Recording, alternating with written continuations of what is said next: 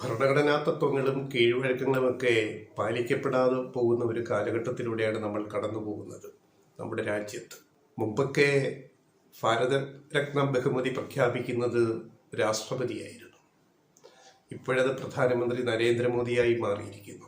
അപ്പോൾ ഈ ഒരു ഫ്രഞ്ച് ചക്രവർത്തിയെ പറ്റി നമ്മൾ കേട്ടിട്ടുണ്ട്, Louis 14 I am the state എന്ന് പ്രഖ്യാപിച്ച ആളാണ്. ഞാനാണ് രാഷ്ട്രം, ഐ ആം ദ സ്റ്റേറ്റ്. അപ്പൊ രാഷ്ട്രം എന്ന് പറയുന്നത് സ്റ്റേറ്റും നേഷൻ എന്ന് പറയുന്ന രാജ്യവുമാണ്. നേഷനാണ് ജനത, ജനതയുടെ രാഷ്ട്രീയം, സാമ്പത്തികം, സംസ്കാരം, ജീവിതം. അപ്പോൾ ഒരു ജനതയാണ് പ്രധാനം, സ്റ്റേറ്റിനേക്കാൾ പ്രധാനം ജനതയാണ്, ദ പീപ്പിൾ, ജനാധിപത്യത്തിൽ ഏറ്റവും പ്രത്യേകിച്ചു. അപ്പൊ Louis 14 I am the state എന്ന് പ്രഖ്യാപിച്ചത് ഞാനാണ് രാഷ്ട്രം എന്ന് പറഞ്ഞാൽ അതൊരു ഫോഴ്സാണ്. അതിൽ പട്ടാളം വരും, മറ്റു സംവിധാനങ്ങൾ വരും.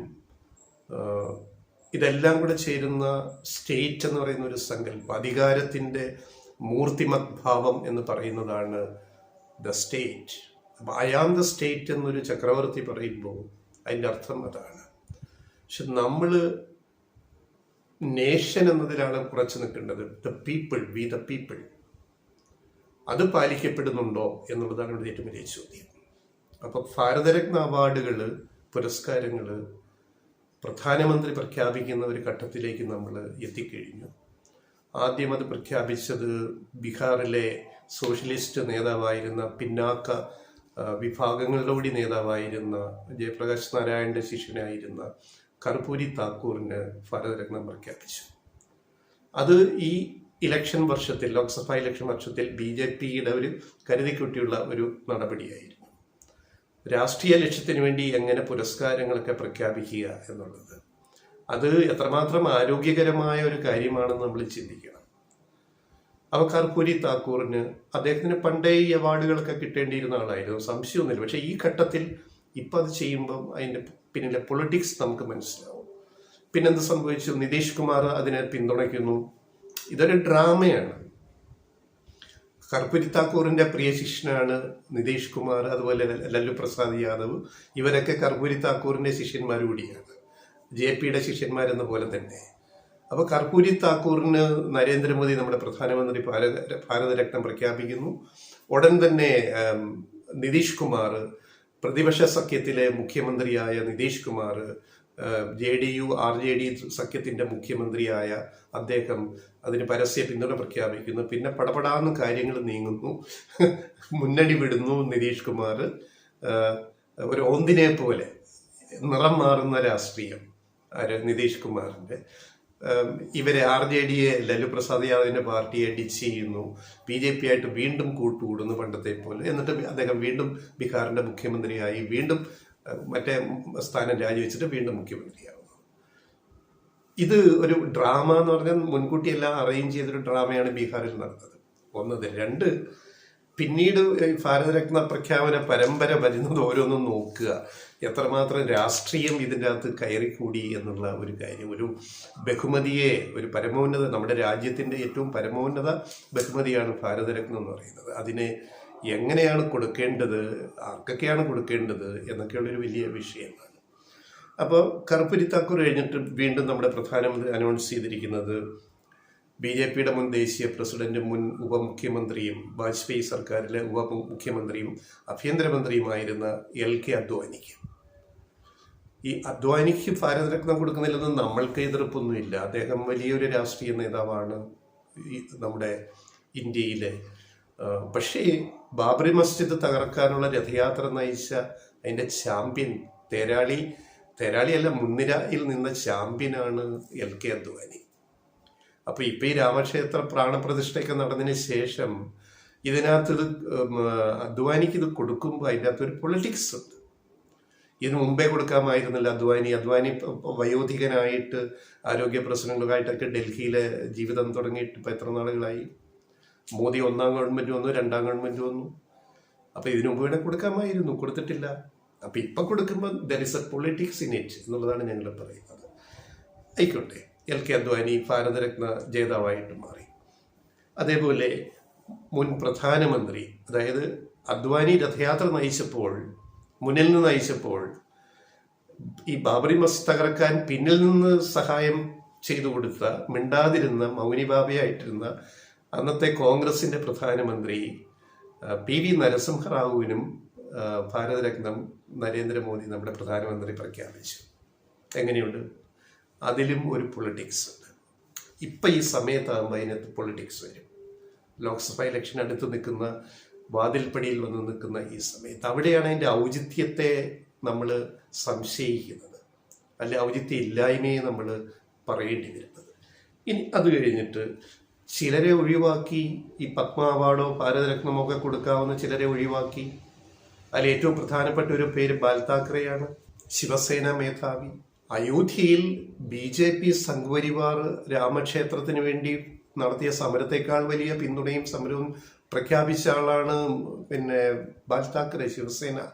ശിവസൈനികരാണ് നേരെ അയോധ്യയിൽ പോയിട്ട് ഈ ബാബറി മസ്ജിദ് തകർക്കാൻ വേണ്ടി വലിയ പങ്ക് വഹിച്ചതെന്നുള്ള അന്നത്തെ ദൃശ്യങ്ങളിൽ നിന്നും തെളിവുകളിൽ നിന്നൊക്കെ പുറത്തു വന്നിട്ടുണ്ട്. അതായത് BJP സംഘപരിവാർ ഭടന്മാരെക്കാൾ മുന്നിൽ കർസേവകർ എന്നാണല്ലോ വിളിച്ചിരുന്നത്. കർസേവകരെക്കാൾ മുന്നിൽ ഏറ്റവും വലിയ കർസേവകരായിട്ട് പോയത് മഹാരാഷ്ട്രയിൽ നിന്ന് ശിവസൈനികരാണ്. പക്ഷെ എന്തേ ബാൽ താക്കറേക്ക് ഭാരതരത്ന ഇല്ലാത്തത്? നരസിംഹറാവുവിനും LK അദ്വാനിക്കും കൊടുക്കാമെങ്കിൽ ബാൽ താക്കറേക്കും കൊടുക്കാവുന്നതല്ലേ? ബാൽ താക്കറെ മഹാരാഷ്ട്ര രാഷ്ട്രീയത്തിലെ, മറാത്ത രാഷ്ട്രീയത്തിലെ ഒരു വലിയ അധികായനായിരുന്നു. ഒരു ദേശീയ ബഹുമതിക്കൊക്കെ എപ്പോഴും യോഗ്യനായിരുന്നു അദ്ദേഹം.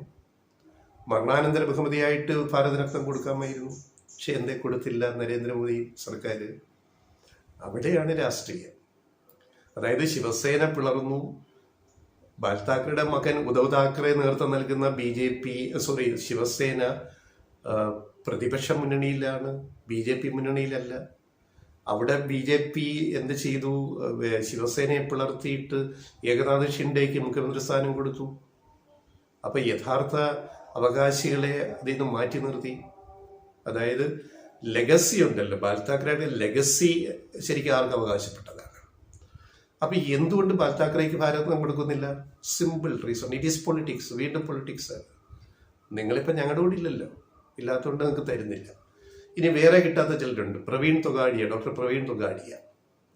ഈ അയോധ്യ സമരത്തിന് രഥയാത്രയ്ക്കൊക്കെ ഏറ്റവും വലിയ അന്നത്തെ വിശ്വ ഹിന്ദു പരിഷത്ത് സംഘപരിവാറിന്റെ വലിയ കൂട്ടായ്മയുടെയൊക്കെ നേതാവായിരുന്നു doctor Praveen Togadia, allopathy doctor. അദ്ദേഹം ഇപ്പൊ ആരും അറിയാതെ എവിടേക്കോ, ബീഹാറിൽ എവിടെയോ, അദ്ദേഹത്തിന്റെ നാടെവിടെയാണ്, ഇവിടെ ഈ ഭിക്ഷുകരനായിട്ട് ഇപ്പോൾ എവിടെയോ വർക്ക് ചെയ്യുന്നുണ്ടാവും പ്രവീൺ തൊഗാഡിയ. പ്രവീൺ തൊഗാഡിയയ്ക്ക് പറ്റിയത് എന്താണ്? നരേന്ദ്രമോദിയെ വിമർശിച്ചപ്പോൾ വധശ്രമം വരെ അദ്ദേഹത്തിന് നേരെ ഉണ്ടായി. അജ്ഞാതരാരാണെന്ന് ഇന്നുവരെ തെളിഞ്ഞിട്ടില്ല. അപ്പൊ പ്രവീൺ തൊഗാഡിയയ്ക്ക് ഒരു അവാർഡ് കൊടുക്കാമായിരുന്നു, ഒരു പത്മ പുരസ്കാരം കൊടുക്കാമായിരുന്നു. കൊടുത്തില്ല. എന്താ? അപ്പം ഇപ്പൊ അത് ഗുഡ് ബുക്കിലില്ല. BJPയുടെ നരേന്ദ്രമോദി സർക്കാരിന്റെ ഗുഡ് ബുക്കിൽ പ്രവീൺ തൊഗാഡിയ ഇല്ല. വിമതനായി പോയി. ഇനി അതേപോലെ വേറെയുണ്ട് വിനയ് കത്തിയാർ. ഓർമ്മയുണ്ട്? അന്ന് അയോധ്യയിലെ MP ആയിരുന്നു, പാർലമെന്റ് അംഗം വിനയ് കത്തിയാർ. വിനയ് കത്തിയാറിനൊരു പത്മഭൂഷണോ ഒരു പത്മശ്രീയോ അല്ലെങ്കിൽ ഏതെങ്കിലും ഒരു അവാർഡ്, അല്ലെ ഭാരതരത്നം തന്നെയോ ഇങ്ങനെ കൊടുക്കാമെങ്കിൽ കൊടുത്തുകൂടായിരുന്നു.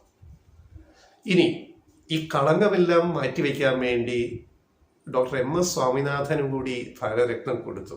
അത് നല്ല കാര്യം. കാരണം ഒരു നല്ല കാര്യം ചെയ്ത് നമ്മൾ നല്ല കാര്യം എന്ന് പറയും. അത് ഈ വിമർശനം ഒഴിവാക്കാൻ വേണ്ടി ചെയ്ത കാര്യമാണെന്നുകൂടി നമുക്ക് കൂട്ടിച്ചേർത്ത് വായിക്കാം. ഇനി ഇത് കിട്ടാൻ യോഗ്യതയുള്ള പലരും കേരളത്തിൽ ഉൾപ്പെടെ ഇനിയും ഉണ്ട്. ഈ കൊടുത്ത രീതികൾ, ഞങ്ങൾ പറയുന്നത് ആ രീതിയുണ്ട്. ഇപ്പൊ ഭാരതരത്നം കൊടുത്ത രീതി വെച്ച് നോക്കുമ്പോൾ ഇനി കിട്ടാൻ ചാൻസ് ഉള്ള ചിലർ കേരളത്തിൽ ഉൾപ്പെടെയുണ്ട്. അതിലൊന്ന് പറഞ്ഞു വരുമ്പോൾ, അല്ല, ദേശീയ തലത്തിൽ രാജീവ് ഗാന്ധിക്ക് കൊടുക്കണമായിരുന്നു. കാരണം പ്രധാനമന്ത്രിയായിരിക്കുമ്പം അയോധ്യയിലെ ശിലാന്യാസം നടത്താൻ സംഘപരിവാറിന് അനുമതി കൊടുക്കുകയും അവിടെ പൂജ നടത്താൻ, അടഞ്ഞു കിടന്ന മസ്ജിദിനകത്ത് പൂജ നടത്താനും ശിലാന്യാസം നടത്താനും അനുമതി കൊടുത്തത് രാജീവ് ഗാന്ധിയാണ്. നരസിംഹറാവുവിന് കൊടുക്കാമെങ്കിൽ കോൺഗ്രസ് പ്രധാനമന്ത്രിയായിരുന്ന രാജീവ് ഗാന്ധിക്കും അർഹതയുണ്ട്. കാരണം BJPക്ക് ഇത്രയും സൗകര്യം സംഘപരിവാറിന് ചെയ്തു കൊടുത്ത ആളാണ് രാജീവ് ഗാന്ധി. അപ്പോൾ മരണാനന്തരമായിട്ട് ഇനിയെങ്കിലും അടുത്ത വർഷമെങ്കിലും രാജീവ് ഗാന്ധിക്ക് കൂടി, അല്ലെ ഇനിയും വേണേലും പ്രധാനമന്ത്രിയാണല്ലോ ഇപ്പൊ പ്രഖ്യാപിക്കുന്നത്, ഇനി വേണമെങ്കിൽ നാളെ രാജീവ് ഗാന്ധിക്ക് കൂടെ പ്രഖ്യാപിക്കാവുന്നതാണ് എന്നാണ് ഞങ്ങളുടെ ഒരു അഭിപ്രായം. കാരണം ഇത്രയൊക്കെ ചെയ്യുന്ന സ്ഥിതിക്ക് അതുകൂടി പരിഗണിക്കാവുന്നതാണ്. പിന്നെ ഇതിൻ്റെ അകത്ത് ഇനി സാധ്യതയുള്ള ചിലരുണ്ട്. ഒന്ന്, കേരളത്തിൽ നിന്ന് ചിലപ്പം നാളെ ഒരിക്കൽ PC ജോർജിന് ചിലപ്പം ഇത് കിട്ടാൻ സാധ്യതയുണ്ട്, ഭാരതരത്നമോ അങ്ങനെയുള്ള എന്തെങ്കിലും കിട്ടാനുള്ള സാധ്യത ഞങ്ങൾ കാണുന്നു. കാരണം എന്തുകൊണ്ടാണെന്നറിയാമല്ലോ, അത് ഇപ്പം BJP-യിലൊക്കെ ചേർന്ന് കഴിഞ്ഞു. അദ്ദേഹത്തിൻ്റെ പാർട്ടി BJP-യിൽ ലയിച്ചു. ജനപക്ഷം സെക്കുലർ ജനപക്ഷമാണ് BJP-യിൽ ലയിച്ചിരിക്കുന്നത്. മകൻ ഷോൺ ജോർജും ഒക്കെ അതിൽ ചേർന്നിരിക്കുന്നു. പിന്നെ ഷോൺ ജോർജിനെ പറ്റി പറയുമ്പോൾ അത് വേറൊരു വിഷയമാണ്, അതിലേക്ക് വരാം. ഇത് ഇക്കൂട്ടത്തിൽ കിട്ടാൻ സാധ്യതയുള്ള വേറെ ചിലര് VD സതീഷിന് നാളെ കിട്ടാനുള്ള സാധ്യതയുണ്ട്, കുറച്ച് നാൾ കഴിയുമ്പോൾ. അതെന്തുകൊണ്ടാണെന്ന് നമുക്ക് ഊഹിക്കാമല്ലോ. K. സുധാകരന് ചാൻസ് ഉണ്ട്, ഭാരതരത്നമോ അങ്ങനെ എന്തെങ്കിലും കിട്ടാനുള്ള ചാൻസ് ഉണ്ട്. പിന്നെ പാണക്കാട്ട് കുടുംബത്തിലെ വരെ പ്രധാനിക്ക് കിട്ടാനുള്ള ചാൻസ് ഉണ്ട്. ഇപ്പോഴത്തെ ചില നിലപാടുകൾ കാണുമ്പം പാണക്കാട്ട് കുടുംബത്തിലെ ഒരു പ്രധാനിക്ക് നാളെ ഭാരതരത്നം BJP സർക്കാരിൽ നിന്ന് കിട്ടിയാൽ അത്ഭുതപ്പെടാനില്ല എന്നുള്ളതാണ് അതിൻ്റെ അകത്തെ മറ്റൊരു ഇത്. മനസ്സിലായില്ലേ? ഇതൊക്കെ നമുക്ക് കാത്തിരുന്ന് കാണേണ്ട ഞങ്ങളുടെ ഒരു വൈൽഡ് തോട്ടാണ് ഞങ്ങൾ ഈ പറയുന്നത്. ഇപ്പം കാര്യങ്ങൾ പൊളിറ്റിക്സ് പോകുന്ന രീതി കണ്ടുകൊണ്ട്. ഇനി ഷോൺ ജോർജിനെ പറ്റി കൂടെ പറഞ്ഞിട്ട് ഇത്രയും പറഞ്ഞ സ്ഥിതിക്ക് അതുകൂടി പറഞ്ഞു നിർത്താം. ഷോൺ ജോർജ് അത് ഒരു അടുത്ത വീഡിയോയിൽ പറയാം, കാരണം ഇത് വളരെ നീണ്ടു. ഷോൺ ജോർജ് ഇപ്പോൾ പറഞ്ഞു, പിന്നെ ജഗദീഷ് ശ്രീകുമാറിൻ്റെ മകളെയാണല്ലോ അദ്ദേഹം കല്യാണം കഴിച്ചത്. അതേപ്പറ്റി ഞങ്ങൾക്ക് ചിലത് പറയാൻ, അത് വേറൊരു വീഡിയോയിൽ പറയാം.